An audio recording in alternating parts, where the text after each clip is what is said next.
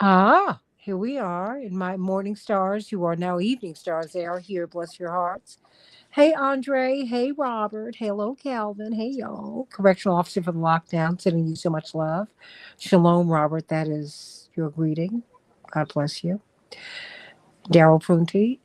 Much love, much love to you, everybody. We're coming up in five, four.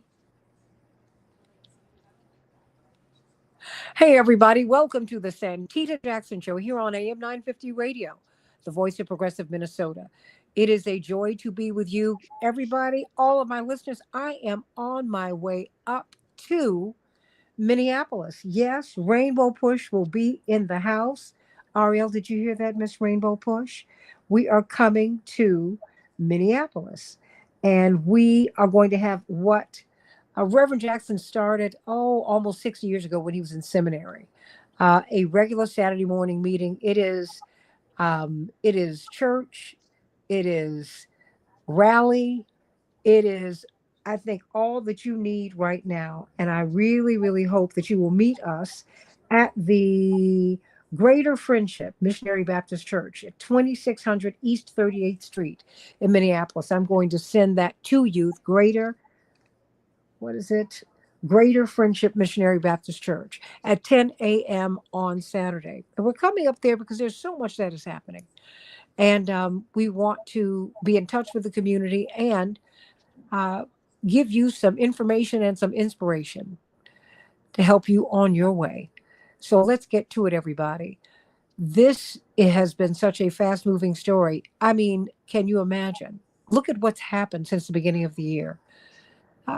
We did not have a calm beginning to the year because a young man named Keith Porter, a young African American in the Los Angeles area, was shooting his gun in the air, and an off duty ICE officer in his complex came out and killed him.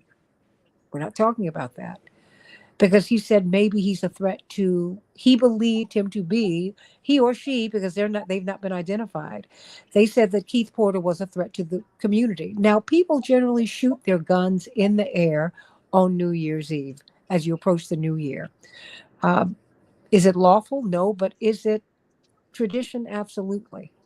And everyone who witnessed it said that he was not a threat. Sound familiar? That's Renee Good. That's also uh, Alex Preddy. So we're in a season, everybody, where we are dealing with ICE, and we need to talk about that because Dr. King warned us many years ago about the threat that militarism would pose to our society. Even President Eisenhower told us that as well. So where are we? We have become militarized, everybody. So what does all of this mean? I want to know from you. What do you think of the president's pivot? Apparently, there is a lot of unrest at the White House because uh, coming out of the White House, quite frankly, according to all reports, Steve Miller, who is the president's closest aide, they immediately said that Alex Preddy was trying to conduct a massacre. We found out that none of it was true. Everything that they said was absolutely untrue. So, what do we make about that? Now there is a lot of unrest, a lot of unease coming out of Washington.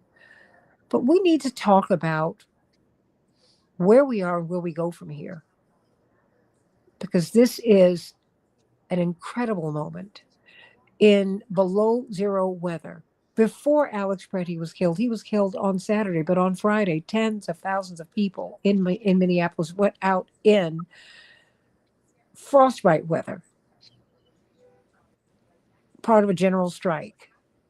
And you had marches all over the country.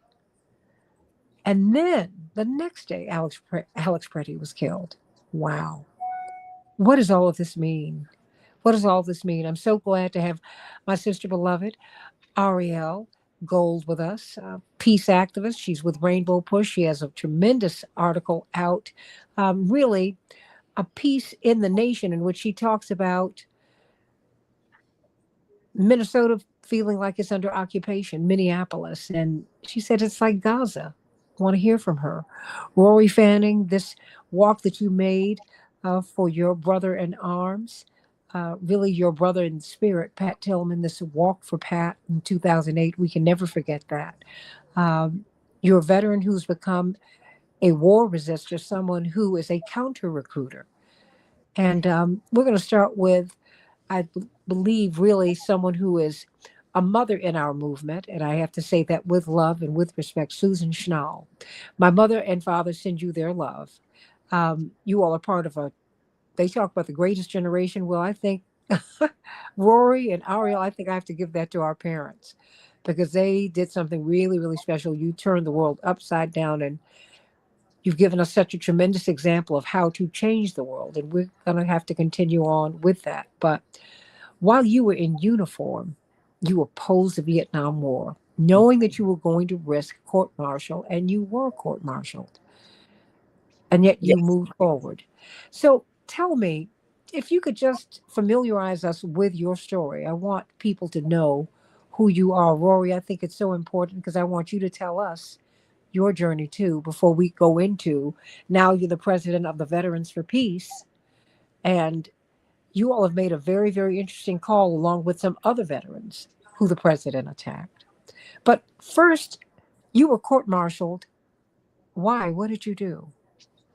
I just would quickly like to start by saying our current campaign now is to advise National Guard and active duty folks that they have a right and a responsibility to not obey illegal orders. And I guess that's where I start my story. I was a nurse during the Vietnam era and took care of the people who came back from war. I heard their stories of death and destruction and felt that the war had to end. Um, and there was no way to just talk right with General Westmoreland or Curtis LeMay or any of the generals and say, we need to stop. I had a friend who was a pilot, and I loaded the plane with anti-war leaflets that were advertising a GI and Veterans March for Peace in the San Francisco Bay Area. And we dropped those flyers on military bases, on Yerba Buena Island, on Treasure Island, on the Presidio, and then we flew into Alameda Naval Air Station and dropped the flyers on the deck of the USS Ranger, an aircraft carrier. I had a press conference after that in my uniform, and I walked in the anti-war demonstration in my uniform and spoke out against the war. And, as you were speaking, I thought, I was so sure then, 1968, that we were going to end the war and end poverty and end racism and create this better world, and have been working on that ever since. And as you know, we have a billboard campaign now. Currently, I'm president of the National Organization of Veterans for Peace. And as you mentioned, we are working for peace and social justice issues. And I think it'd be wonderful to hear from Rory, who Mm-hmm. took his action while on active duty and has certainly been a very active part of our billboard campaign that is urging National Guard and active duty troops to not obey illegal orders. Did you ever think that you would have to issue that call for troops on our soil? I need to, and what we all know in this country, that in fact, this indiscriminate, and maybe it's not so indiscriminate, maybe it's targeted killing of Black and Brown and Indigenous people has been going on in our country forever, since its founding. We need to remember that as we have the struggles that are going on today in Minneapolis and Chicago and New York. So this government has a history of these killings and of going against the people of this country. And we have a lot more work to do. And I think we'll just keep on like your folks have. So thank you. Well, Rory, tell us your story because I think that helps us to contextualize really what Veterans for Peace are calling for. And it's striking that you're calling for uh, this while we are in Minneapolis, while we are watching. Uh, ICE, they have not lessened their aggression. They have continued. No. They've continued on. I mean, one would think that they would dial it back. The police typically dial things back after they've had some killing. I mean, they blue flu anything, but ICE, they just continued to become more and more provocative. Rory? Yeah, they really have. But before I get into that, I just want to say what an honor it is to be on your show, Santita, again. Oh, It's a pleasure to be here. Susan, your story has always been an inspiration for me, and it's an honor to be on the show with you as well. Um, so I signed up for the military after 9/11. You know, I had this kind of sense that once you sign up for the military, you are less of a human being and more of a piece of equipment. So I wanted to become the most expensive piece of equipment possible at an entry level, and that was signing up for the U.S. Army Rangers. Um, I Before I knew it, after 6 months of kind of training, I found myself in Afghanistan. I was expecting bullets to be whizzing by my head. But it was quite quiet in Afghanistan. It was a very war-torn country. You had planes and um, littering the landscape from the Russian occupation. They had just wrapped up. Well, they didn't really wrap up. They were kind of still in a civil war at the time. The country was in shambles. And our job was basically, and what I didn't know when I landed is the Taliban had surrendered when we landed in country. And our job was basically to bring them back into the fight. They had surrendered a few months after the initial invasion. And I arrived on Christmas Eve in 2003. And so we would just go down the streets with our military equipment, our grenade launchers, our Humvees, and we looked quite similar to the way ICE is rolling around in Minneapolis. And that's been one of the impacts of seeing ICE in our streets. It is reminding me of what the US has been doing around the world for a very long time. And after a couple deployments, I could get into all the details, but that would take a little bit too long.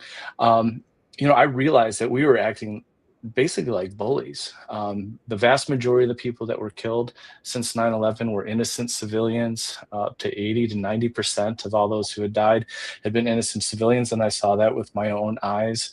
And I didn't sign up to be a bully. I signed up to prevent another 9/11 attack. And I realized that I was only making the world a more dangerous place by me being there, occupying a country I did not belong in. Osama bin Laden wasn't even in Afghanistan. And then we invaded Iraq. And I was like, I can't be a part of this anymore. So I decided to become a war resistor. And that's kind of rare in the Special Forces, the 2nd Army Ranger Battalion, which was the unit that I was in. And it was a long, grueling 6 months of punishment detail, painting curbs, absorbing the ridicule of my chain of command, being rejected by all of the soldiers that I had been to Afghanistan twice with. But I just couldn't be a part of it. And there was one person that stood by me that entire time, and that was Pat. Well, there are two people, Pat Tillman and his brother Kevin. Pat Tillman gave up a $3.6 million NFL contract to leave the Arizona Cardinals to also do his part to prevent another 9/11 from happening again. But he really admired my decision. He felt betrayed by what the U.S. military was doing, especially in Iraq. He was on the front lawn when the Jessica Lynch commercial went down. And so anyway, Pat Tillman was killed in an act of friendly fire not long after I was ushered out of the military. Well, actually, right before I was ushered out of the military, I had called the Inspector General on my case, and they had basically, what I was expecting to go to jail or a big army to become a bullet stopper, as the Rangers like to refer to people outside of the Special Forces units. But they killed Pat Tillman kind of in the midst of this, and they ushered me out within 7 days. No speech, no jail, no anything. And I was learning that they were covering up Pat Tillman's death, and that went all the way up to the highest levels of the U.S. government. And I was just devastated because he had been my rock, him along with his brother, being the only people that kind of embraced my decision. And So not long after I left the military, I walked across the United States for Pat Tillman for his foundation. And I've been speaking to high schools and colleges, really ever since, and talking about the things that the 10,000 recruiters that stalk the hallways across the United States don't talk about. And I think if you're going to ask someone to kill and die for a cause, they should know exactly what they're getting into. So that's really what I've been doing for the last 15 years, talking to high schools, colleges, prisons on occasion. It's a huge honor to be part of this billboard campaign that Veterans for Peace has organized, that they're putting billboards outside of military bases, asking soldiers not to follow illegal orders.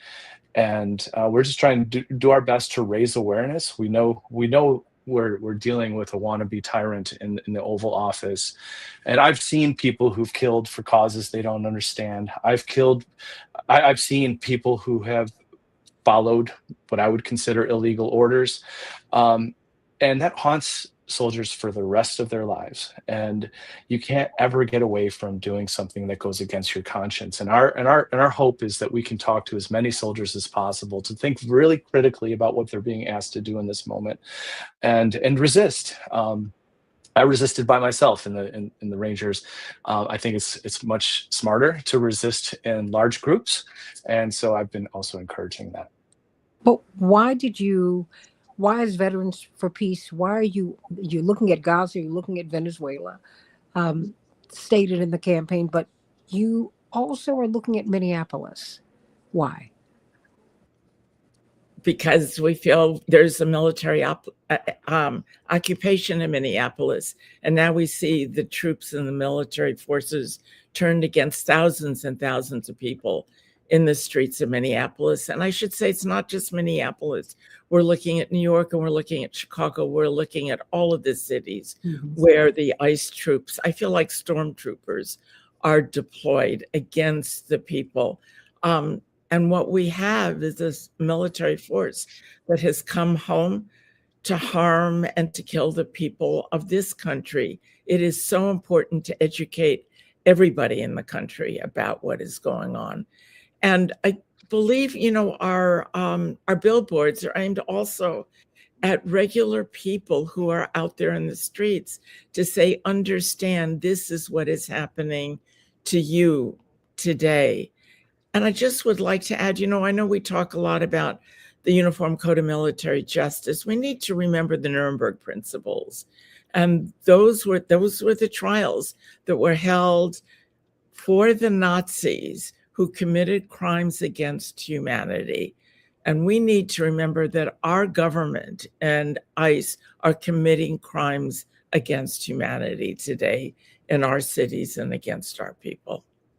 Well, Ariel Gold has been in Minneapolis, and Ariel, you spent a lot of time in Gaza. You have family in Israel, and you're a peace activist. And you said in this wonderful piece that you've written in The Nation that being in Minneapolis reminds you of being in Gaza. What do you mean?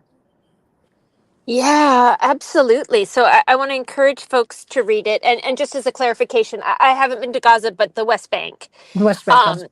Yeah. In Minneapolis, Gaza's bombs, the West Bank are troops on the ground, and this, day-to-day interaction of occupation. But, I encourage folks to read it. And one of the stories that I tell from there was part of one of the most profound experiences I've had in my life. I was in the West Bank. I used to spend a month or two a year in the West Bank supporting Palestinian nonviolent resistance.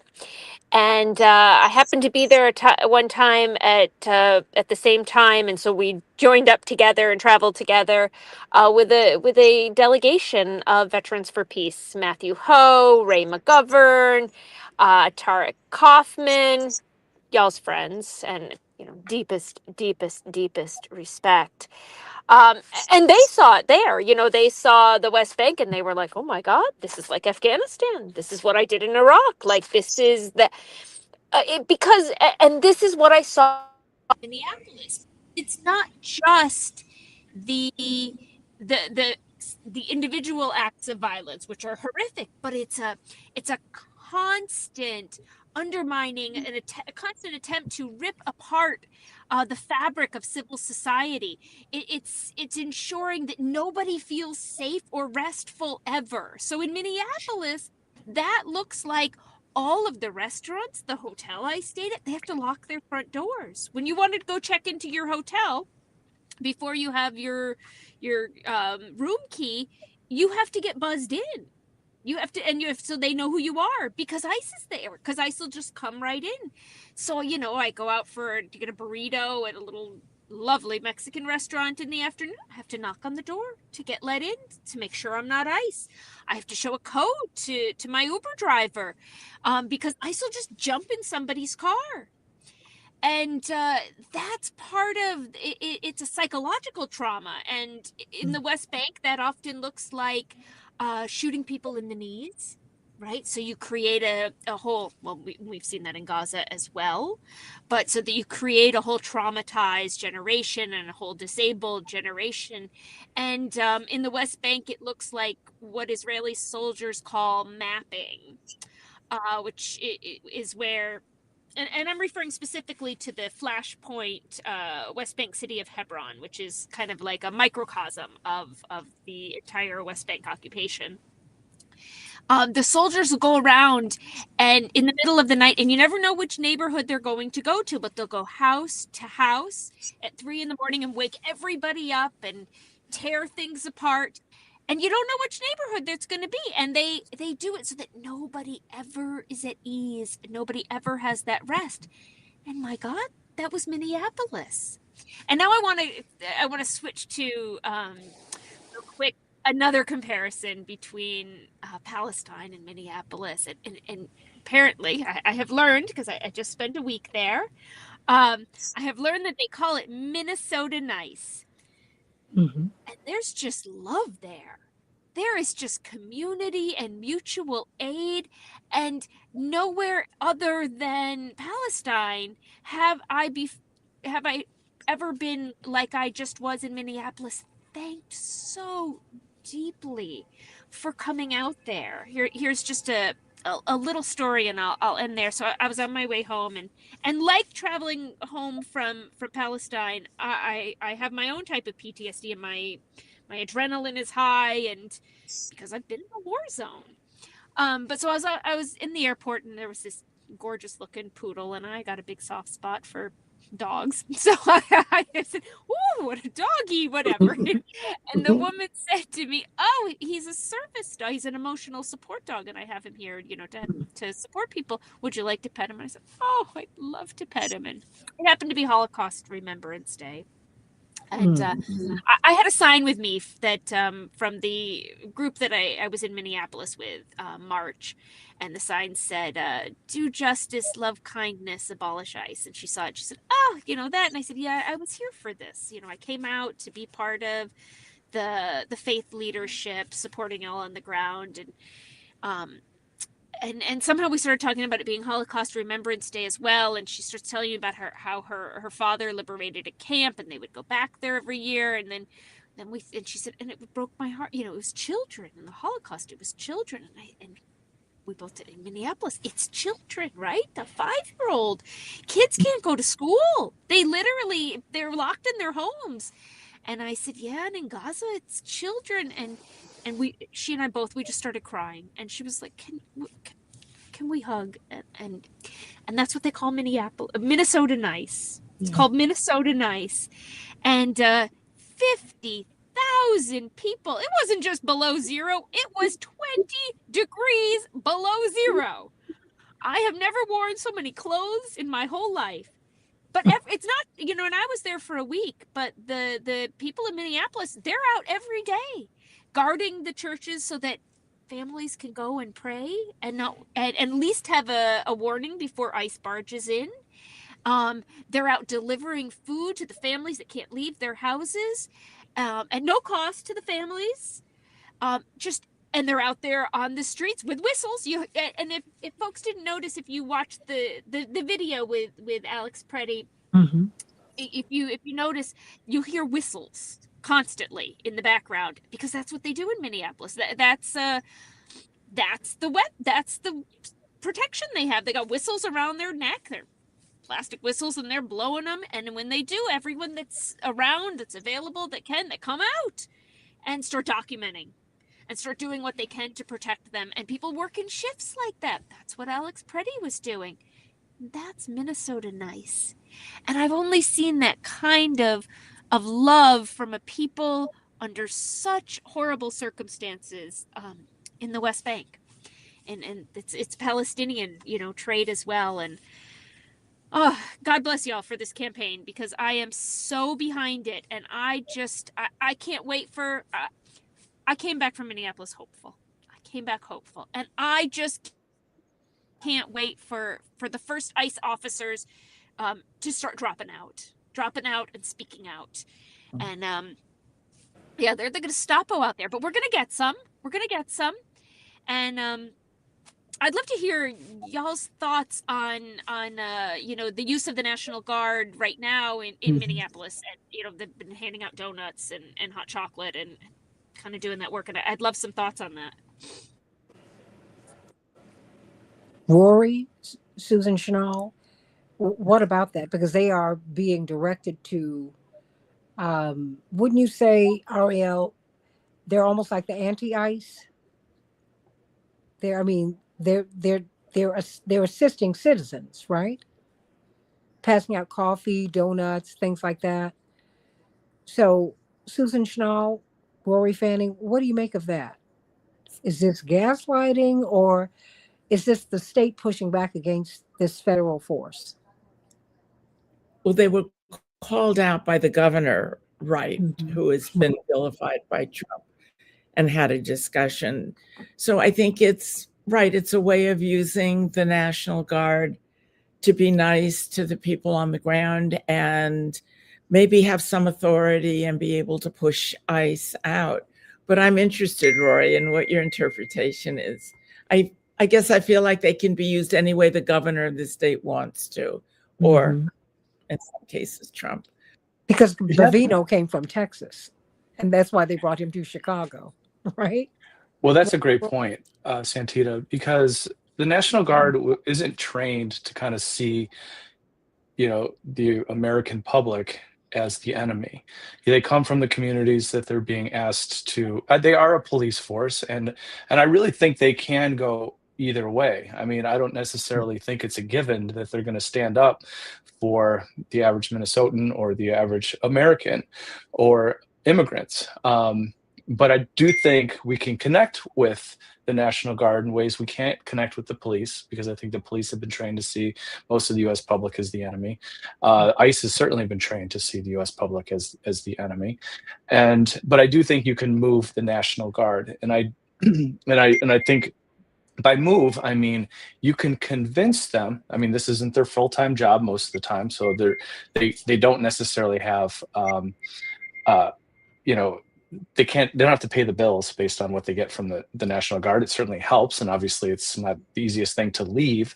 But if the National Guard refuses illegal orders, immoral orders, as I often sometimes say, because I do think, you can follow a legal order, but the consequences are just the same if you're ignoring your conscience, even if it is legal.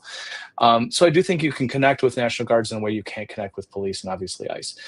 So I think having those discussions are important. You don't want the National Guard to be used to oppress, and they could oppress, and they have oppressed in the past, but they've also laid down their weapons. And I think the odds of them laying down their weapons and refusing to fight is much higher. And it would be a huge statement if National Guard members, American service members, there's other things to connect here. I mean, the American service members, the U.S. military is complicit in the war in Gaza, in the genocide in Gaza. I said war, it's the genocide in Gaza. They're complicit in the double tap strikes in the ocean when fishermen are coming out of Venezuela. They're complicit in the kidnapping of the leader of a sovereign country. And And if soldiers start recognizing that, number one, there's a history of resistance in the military and the National Guard, and if they understand that, the things that they do there will haunt them the rest of their life, and it's far better to have a conscience intact than it is to have a paycheck. And they also need to know that they have a support system if they do decide to resist. The society has to be there for them, to say, hey, if you decide to lay down your weapons, particularly en masse, we will be there for you. There's been the coffee houses during the Vietnam War Susan has been a part of. There's been support networks for soldiers that resist, and that can change the tide, because you can't execute illegal orders. You can't go over and start wars and genocides if the ordinary rank and file won't participate. So it's a unique situation with the soldiers, both National Guard and active duty soldiers, and I think that's who we're trying to connect with. So, well, I mean, were you about to say something, Mishnal? I was just about to agree with what Rory was saying. I think it's important also to remember our history. And during the 60s and 70s, the National Guard was deployed to different cities where there were some uprising and significant anti-war activity.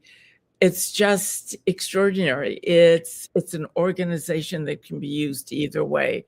Tim Walz, when he said he was calling out the National Guard, I first thought, oh my goodness, here we are. We're going to have ICE on the streets. We're going to have the National Guard. We're going to have the police. But he's using them differently. But so important to remember, they're in uniform and they can be used however that governor of the state decides to use them. It is important for everybody to think about what they are told to do and what their orders are. To be able to hand coffee and donuts, that's wonderful. If you're told to point your guns or to arrest civilians, you need to think about it. You need to think about who's giving you that order, what they represent, and what they are doing to the population. Well, I mean, what do you think what does the deployment of ICE, what is it doing to Americans? What is it doing to our country? Oh my goodness. Honestly, I think what ICE is doing is to make ever more obvious what the current administration in Washington is doing and what administrations before Trump have been doing, what Biden did, what Obama did in terms of our new immigrants. And it is so important for us to remember that immigrants are human beings. They are not aliens, and human beings are not illegal. They are undocumented. And that means that they have the right and they have a responsibility to come in this country to look for jobs and to be able to take jobs. They are not illegal aliens. When you talk about people like that, you automatically set them aside from other people. We know that has been done over and over again. The Nazis did that in Germany to say that the Jews are aliens. We are doing that in this country, and we've got to understand it is the same phenomenon. It is a phenomenon of setting people as different and apart so that we can harm them.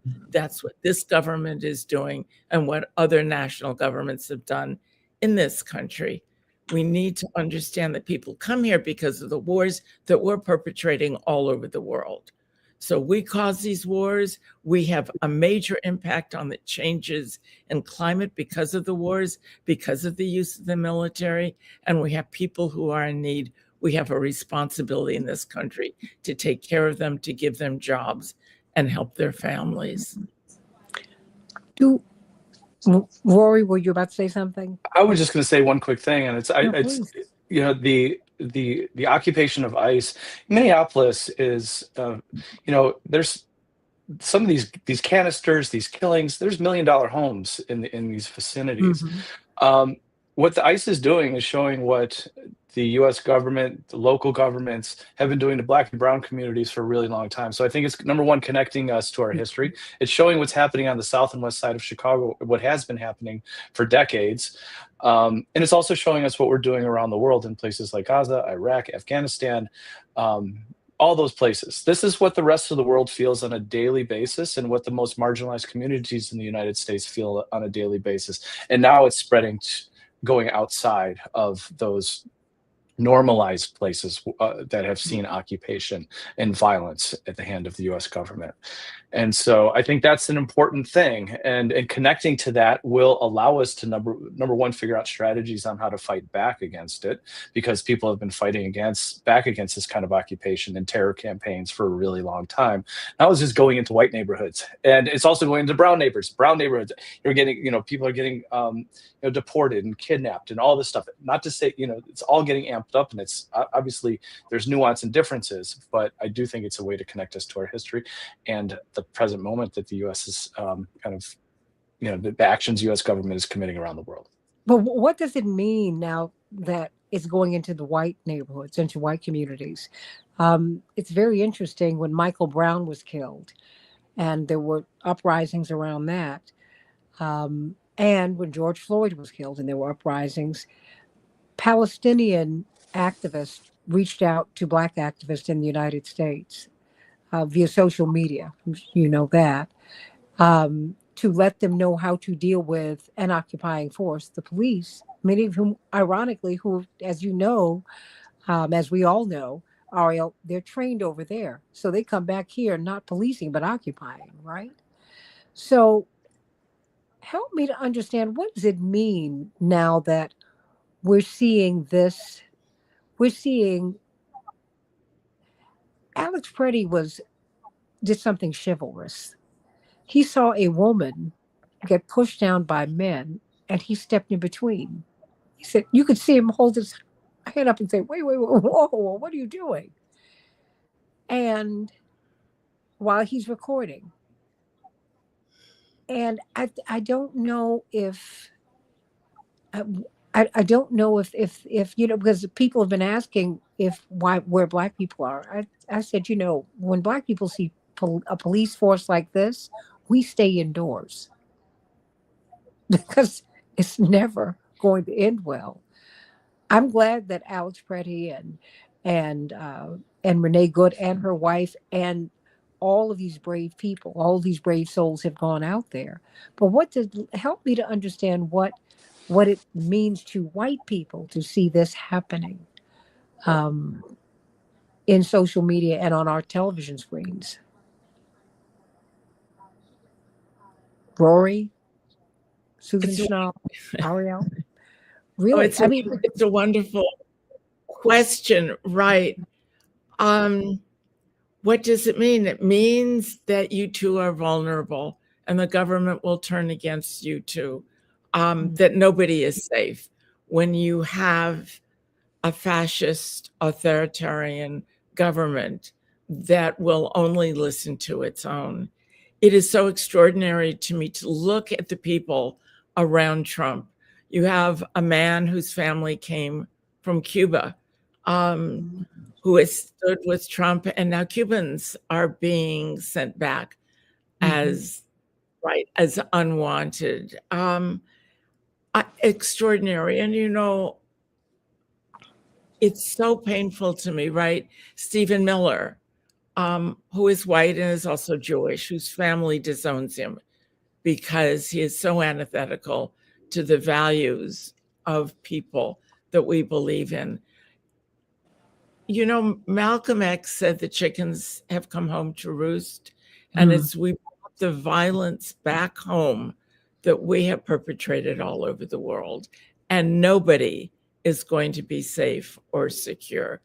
And I think that's what people are finding out. It is also a greater lesson in authoritarian and in vulnerability to say to everybody in this country, you're all vulnerable when fascists are in power, and you all need to stand up. We all need to stand up and to stand up together.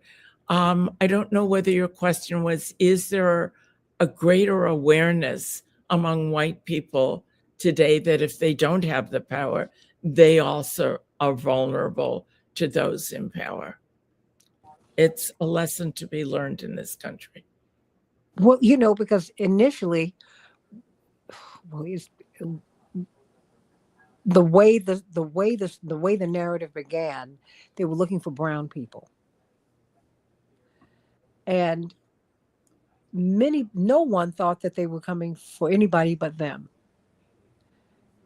And now the narrative has been flipped because they're coming for everybody, including an ICU nurse at the VA hospital. I mean, and now the story is that, now they have him on camera or footage of him in the protest last week where his rib was broken. Now, they're not telling you that. They're not really amplifying that. But they're saying that he smashed out the tail light of one of the ICE agents. I don't know. I haven't seen the footage. But that's coming across the crawl. But, our Department of Justice, they're investigating him. They're investigating Mr. and Mrs. and Mrs. Good. That's what they're doing. They're going after the people who are getting killed and Mrs. Good who lost her wife. Help make this make sense for me. And and how do you think this is going to settle with Americans? Where do you think this is going to go? Will Alex Preddy have to be a saint for us to still really feel as badly about his killing as we do? Is there anything that people can say about him? Is there anything that people can say about Renee Good and Keith Porter, who we're not talking about? And that's very upsetting to me. Must these people be sainted in order for us to fight for their rights? Well, why did that elicit a smile from you? I am just thinking about that. No, I think, again, what we are seeing is individual murders that are now going against people in a very public forum, and unusual. It's and important. So you have I'm sorry. So you have no problem calling it a murder right now? Oh, no. And I don't have any problem about Black and brown murders. I think that's what this country has been perpetrating for years. You teach people to kill. You tell them when they feel they're under threat, they've got to kill. And that's what they do. And I think, again, what Veterans for Peace is trying to say is you don't have to. You need to understand it is illegal to attack people at home. It is illegal to attack people and overthrow a government in Venezuela. It is genocide to supply the weapons of destruction that we have to Gaza, and people are dying there. That this government knows no bounds, and they will kill anybody that comes up against them. That is fascism. Ariel? Oh, well, I think she's writing, but Rory, help me. No, sorry, I'm here. I'm here. No, it's okay. One of the things I was thinking about is, again, I feel like I'm still. This is an occupation and this is an invasion, but times I've kind of moving it back to Palestine. There have been white people killed there, Europeans there, Westerners, Rachel Corrie, a couple of British folks. So it happens, and it happens because they're in solidarity, and what the message they're trying to send there is, don't be with these people. Don't take this risk. Don't be part of a community. Don't protect and love and care and feed your neighbors. They want to divide and separate us. And again, somebody said it's not illegal to be a human being. Well, certainly. And did you know that 95% of the Somali American community in Minneapolis, they're U.S. citizens? One of my Uber drivers, because I talked to all my Uber drivers, he was a Somali American. I asked, how long have you been here? 25 years. He's a naturalized citizen. And yet he drives around with his naturalization papers. because just 2 weeks before he was pulled out of his car and required to show them. Where have we seen that before? Right? That's apartheid South Africa, that's Jim Crow, that's Palestine.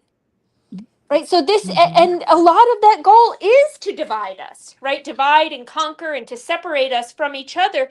And we have to not allow that to happen, right? This time, I mean, there have been other times before, but this time it's all of us or none of us.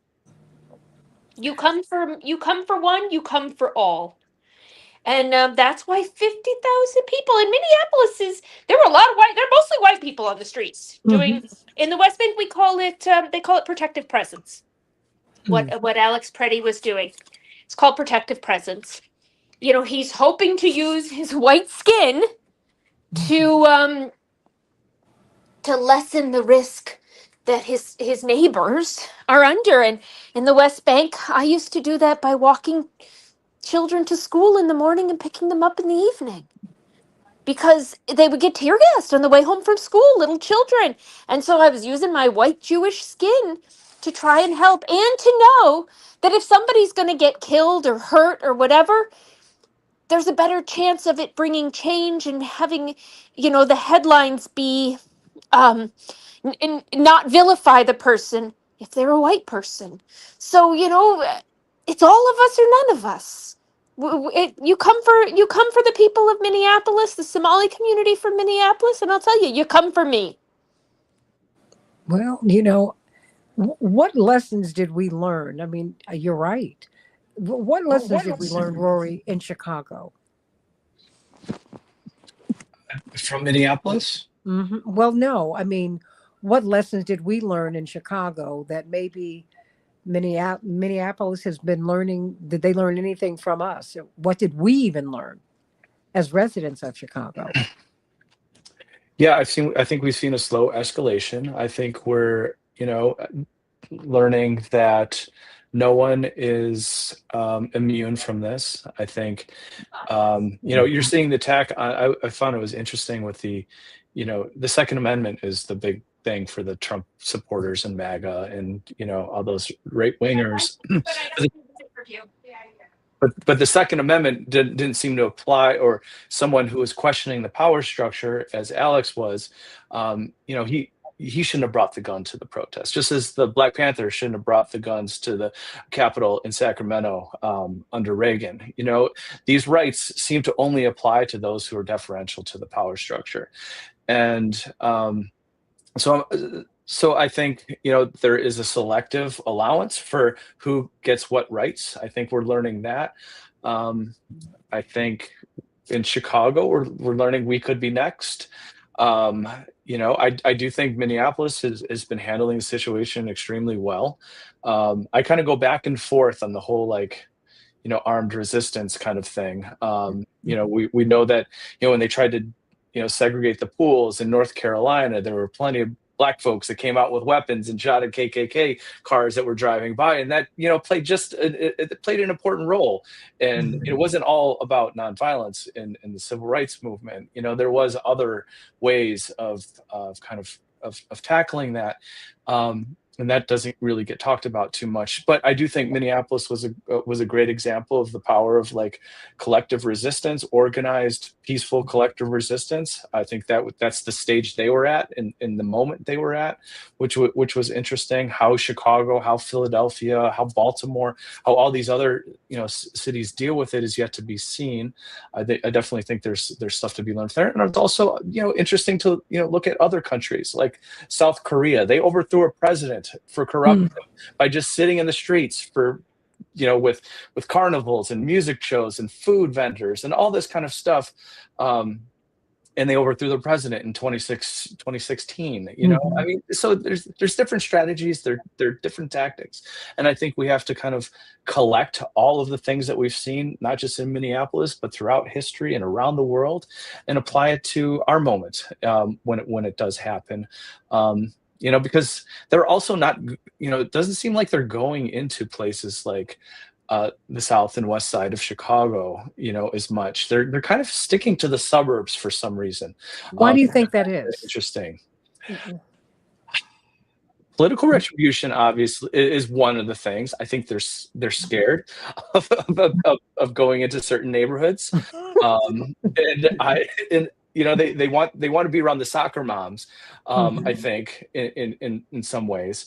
So yeah, I don't know what's in the mind of these folks. I do know that they want to intimidate people based on, you know, the way they voted. Liberals are, you know, public enemy number one here for Trump. And I also think they wanted as much kind of drama and show as possible.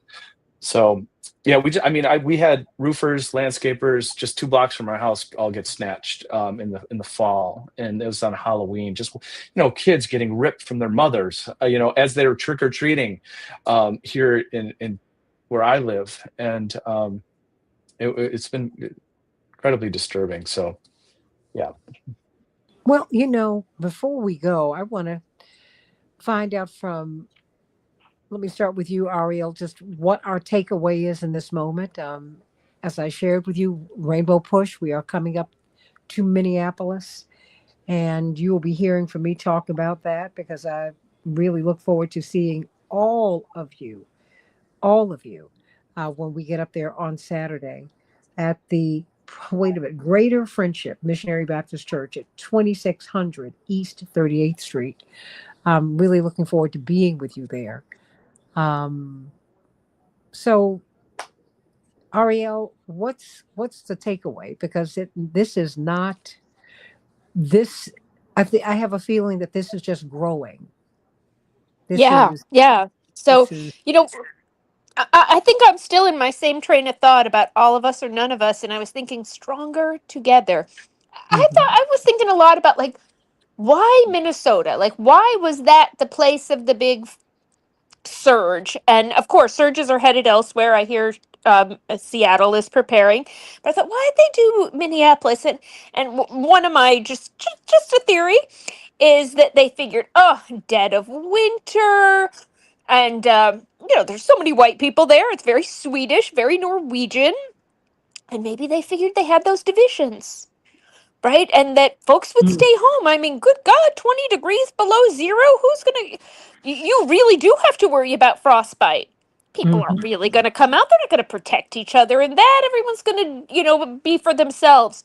But man, don't start an invasion in the winter with winter people, because no, they are not having it. mm, And it's all of us, and so I think that's one of the takeaways. I think one of the other takeaways, and that I really learned, you know, from being out there, is it isn't a one-off. It isn't a one thing. This took years of organizing. These are a people that have been traumatized by the killing of George Floyd and the police violence there. These are a people that are healing from that, but they are organized from that. There is a sustained, disciplined, you know, deep organizing that is going on there, and it's from love. It's an organizing from love, and the reason not to carry guns as well is, I mean, please, some rifle, even an AR-15, up against the U.S. war machine. I mean, come on, completely outgunned there. But mm. when we go out in our hearts, disarmed, with our cameras and our whistles, we are fierce and we are undefeatable. And the people of Minnesota know that, and I can't wait to see their power be modeled across the country. Rory Fanning, your closing thoughts? Um, yeah, I would, you know, just like to say, you know, building off what Ariel said, I think we have our power in numbers. I think, you know, Stokely Carmichael, I think, said it, or Kwame Ture said, you know, it's like, you know, you have to make sure our enemy doesn't have a conscience, you know, so appealing to their conscience in this moment, I don't think is necessarily we're going to have to show them, we're going to have to demand. Power concedes nothing without a demand. We're going to have to demand our rights. I think it's becoming more uncomfortable to be sitting on our couch than it is getting on the streets after seeing some of these terroristic kind of images coming out of Minneapolis. I think that's important. I think soldiers, active duty, and National Guard, you know, need to recognize the kind of the moment we're in, and make sure that they are not enabling fascism here in this country. So I think we have to make sure all of our bases are covered, and also know that, and everything is on the table at this point, just because they're trying to take everything from us. And so we have to be creative. We have to figure out the best strategy. We have to build off of the successes in places like Minneapolis, and recognize that we have the numbers, and we have the smarts, and we have the moral clarity that I don't think the people that are signing up for ICE, and certainly the Trump administration, has. And that's going to be our biggest strength. Susan Schnall, you can close us out. Thank you. And I would just add, it's community, and it's people staying together, and it's people understanding who the real enemy is, and how when we stay together, as Ariel and Rory were just speaking about, we're much, much stronger. And we've seen that in Minneapolis, as communities have come together and grown and just say, here we are. And that the state doesn't have that kind of power. It certainly doesn't have that kind of, as Rory said, moral clarity. And that we, the community, have it, we, the people, have it, and we'll keep growing. Certainly a lesson from the 60s and 70s. We can only get bigger and stronger. We're morally correct. We have righteousness on our side. We will keep moving, and we will deal with the powers that be. I can tell you, Rory Fanning, Susan Schnall, my hero, my heroine, I want to thank you. And Ariel, who just dropped off, another hero. People who really put everything on the line, and you function with such moral clarity. And thank you for helping to get us clear so that we can move forward in the right way. The mission statement of the Southern Christian Leadership Conference, Dr. King's organization, that he and Reverend Fred Shuttlesworth and Reverend David Abernathy and so many others founded, was to save the soul of America. This was always a moral fight, everybody. That's really what this is. This is, when you look at Mother's Day was originally a holiday for peace. Mm-hmm. It was after the Civil War. Women in the North and the South took care of each other's babies, praying that if my child is caught on the other side of these lines, please take care of my child. And women walked away saying, came out of this war saying, no, I'm not going to teach my child. I don't want you to help them to unlearn everything I taught them to be a good person. Think about that, everybody. What kind of society do we really, really want? Not a more perfect union, but we need to perfect the union. We really need to. My Uncle Mickey said when he was in the hospital, the doctor came in and said, now these are the things that we can do to help you get better. He said, then you need to give me my clothes right now, because I'm not here to get better. I'm here to get well. If you can't get me well, then I'm going to leave. And I'm going to go someplace and find a cure. There is a cure for all of this hatred. It's love. There's a cure for war. We don't have to war, everybody. We don't. Think about that. My hero, Susan Schnall, thank you. Thank you for showing us the way 6 decades ago. And thank you for staying in the fight. Rory Fanning, thank you both for your evolution. Thank you for being in the fight. Thank you. Thank you. We owe you our gratitude. Thank you. May God bless you. AM 950 Radio, the voice of progressive Minnesota. I am Santita Jackson. It's been a pleasure being with you today. I'm going to see you in Minneapolis, everybody. I cannot wait. On Saturday, you're going to hear me talk about it until we get up there. Can't wait. Blessings to you. AM 950 Radio, the voice of progressive Minnesota. And thank you.